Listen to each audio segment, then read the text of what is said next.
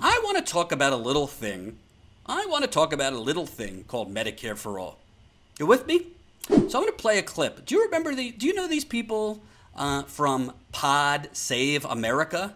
You know, they're former Obama speechwriters and former Obama workers. And they're like, they've been viewed as like so super cool. Pod Save America. They're super cool. And they're super with it. Really, they're just neoliberals that have a podcast.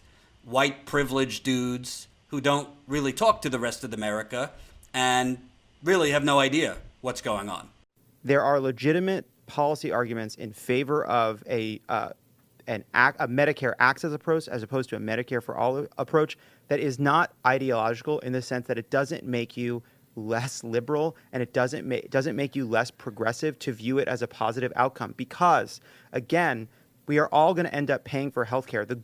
The ultimate goal here is not a process one. It is not, a private healthcare plan versus a Medicare plan. If you have good insurance that you can afford, that protects you when you need it most, that gives you the option to get the preventative care that you need without bankrupt you and your family, that makes you feel safe and protected, that is the goal. As a country, our goal is to pay for everyone's healthcare in a way that doesn't eat up a greater and greater share of our gross domestic product. That is the ultimate goal. The debate about policy, the debate about process is a really, really important one, but it should not be always reduced to this ideological question as to whether or not you're going along with Bernie or if you're part of the neoliberals. It is more complicated and a more nuanced than that. But really what he was saying there was, unity.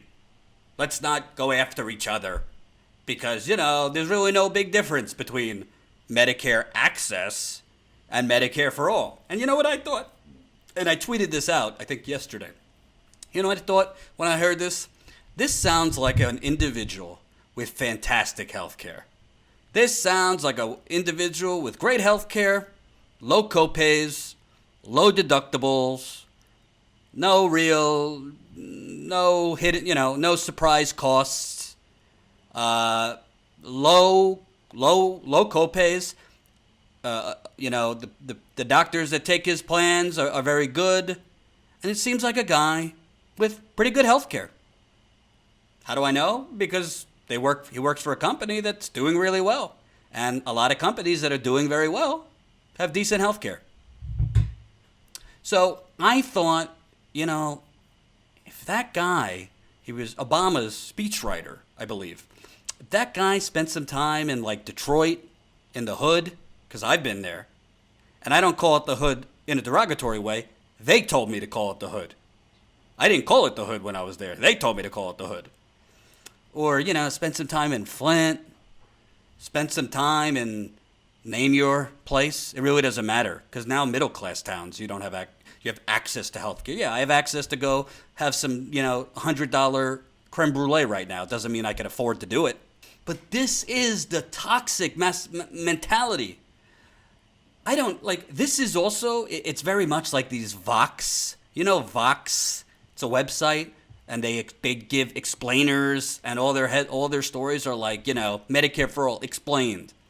Because they live in academia, and they live in a world of academia and numbers, and they've never talked to a struggling person in their life. This is the problem with corporate media because it's not media. It's not journalism. It's propaganda. They don't actually go out to talk to anyone. Do you know why I go out and cover the stories in the field that I do? It's not just because I care about the people. It's not just because I want to get critical issues and actually put a face to the struggle. It's because this is how I get informed. You can't get informed reading articles on websites. It could help you know what's going on, but there's bias in all of that. The only way to get truly informed is to go out and find out things for yourself. To go out and talk to people that live in other places or go through other things. Medicare access is like a little, it's a hedge. It's a way of saying, oh, we're helping the worker bees, but we're still placating the private insurance industry so we don't lose that money. The private insurance industry its goal is not to help people get health care. Its goal is not to get people. Its goal is not to make sure you can prevent cancer or get treatment for cancer. Its goal is not to make sure you can prevent yourself from getting cancer or other illnesses. Its goal is to make sure they pay as little as humanly possible so that they can make profits. And at its base level, that is immoral.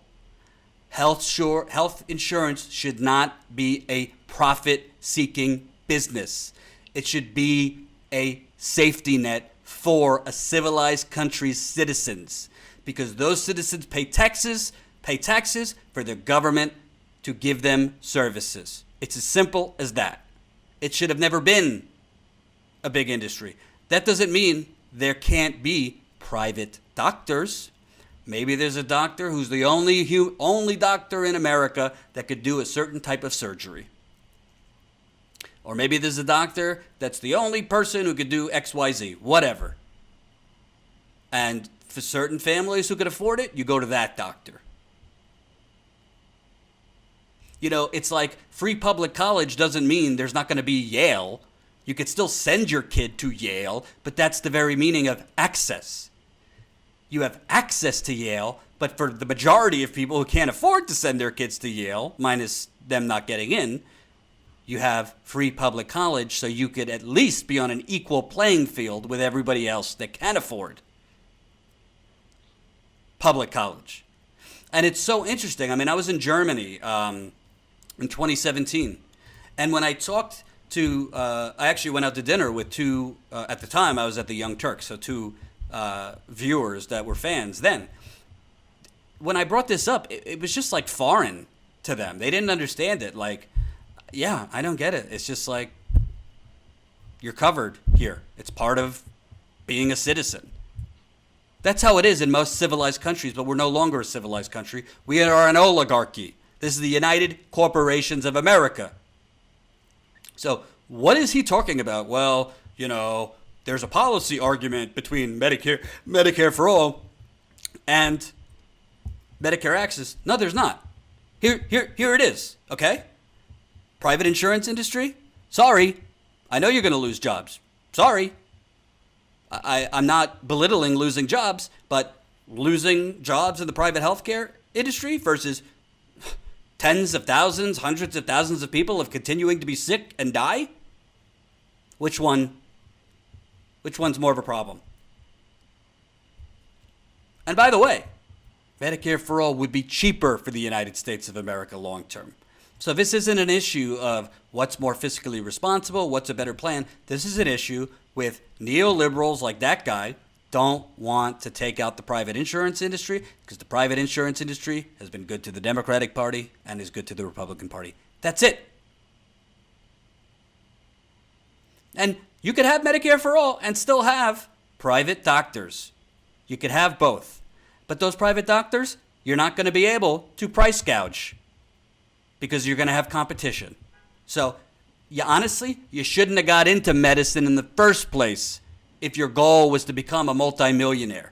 And I understand they go to school for many, many years, more years than most other professions. I understand that. But you know what? I've had these conversations with other people too. Doctors in Germany, in Paris, in the UK, in other single-payer countries, they make good money. They make good money. You could be a doctor, you could be a healthcare professional and make good money in a government system. Which is why I was very disappointed, on top of that stooge, to hear Sherrod Brown, the Ohio senator who's thinking about running for president, say it's Medicare for all is just not practical. Not practical. This is from Common Dreams. While not a 2020 presidential candidate yet, Senator Sherrod Brown broke from the pack of announced and expected Democrats on Friday by coming out against Medicare for all, characterizing a system that would cover everybody and leave nobody as not practical, and was greeted by a widespread reaction of thank you, next, and adios from progressives no longer willing to entertain half measures when it comes to solving the nation's healthcare crisis or bolstering the private insurance industry. Quote, I know most of the Democratic primary candidates are talking about Medicare for all. I think in Instead, we should do Medicare at 55, Brown said during a question and answer session at the Chamber of Commerce in Clear Lake, Iowa. Brown said that reducing the age or letting people over 55 buy into the existing Medicare system early would have a better chance of getting through Congress. Quote, I'm not going to come and make a lot of promises like President Trump did. I'm not going to talk about what's practical and what we can, I'm going to talk about what's practical and we can make happen. And if that makes me different from the other candidates, so be it. Progressive critics like Splinter's Libby Watson, however, took issue. Thank you, next. Quote, you know what isn't practical, she added? Spending twice as much as other rich nations for worse outcomes. Quote, it's always practical to leave people behind and maintain corporate power, tweeted Michael Lightley, a healthcare policy expert and founding fellow at the left-leaning Sanders Institute. But it is the right kind of leadership, he noted. We can make the necessary possible.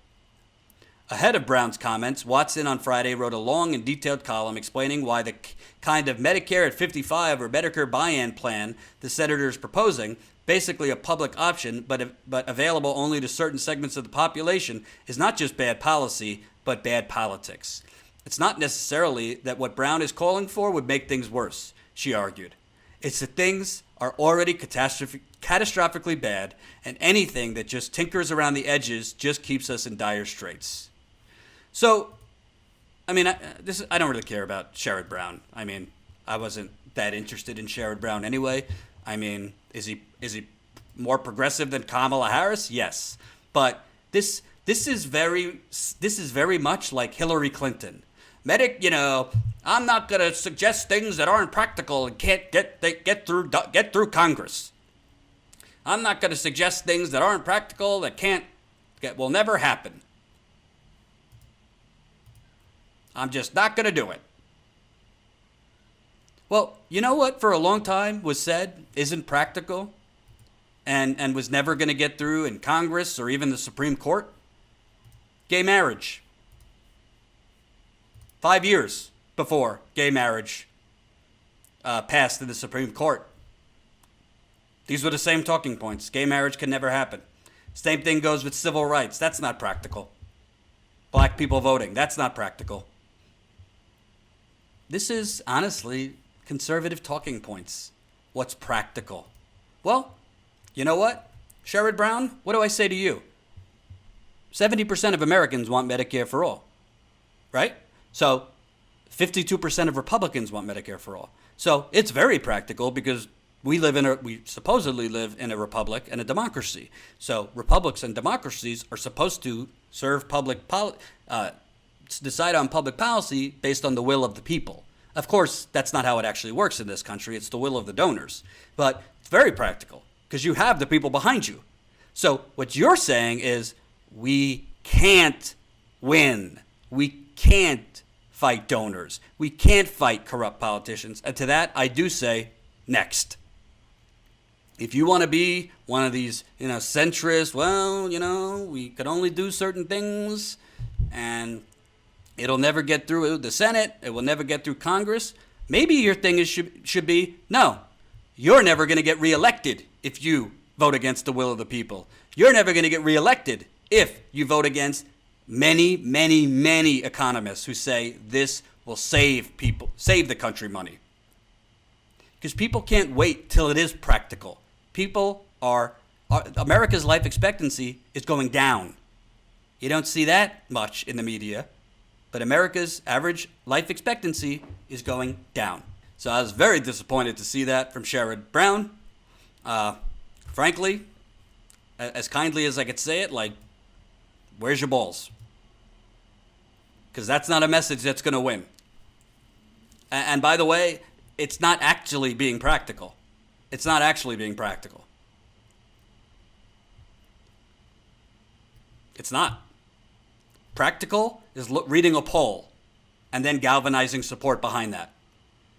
Maybe if you became president fighting for this, and then it was very difficult and they were obstructing, then you know what you do? You point out the obstruction. You go around the country. Obama Obama, after Newtown, did a little speech, cried. I think it was genuine. He was definitely affected. And then he said, well, the Republicans control Congress, so I can't do anything. This was a man with some of the most gifted oratory skills we've ever seen in office. He could have barnstormed the country. He could have went to Mitch McConnell's Kentucky. Could have went to Paul Ryan's Wisconsin. Could have went all over this country to shame these people taking money from the NRA, including Florida, where Marco Rubio is, including Texas, where Ted Cruz is. Did nothing. You want to know why? Because he has a bunch of neoliberals in his head saying, don't waste the political energy. Let's focus here. As people continue getting massacred, school after school, concert after concert. Don't waste the energy, they say. So, you know what? Whether it's Pod Save America saying, well, you know, there is an argument to be made for Medicare access. There is no argument to be made. We need universal health care, not access, as a right. Economists that are not bought off have pointed out that this will save the United States a lot of money. You will also have health problems decrease. And when health problems decrease, your health outcomes and your health costs, your healthcare costs will go down as more and more people get preventive care. So it's a great system. Your life expectancy will go up. Children will have more services. It's not complicated. But we can't do it with a private insurance industry in the driver's seat. Period. End of discussion.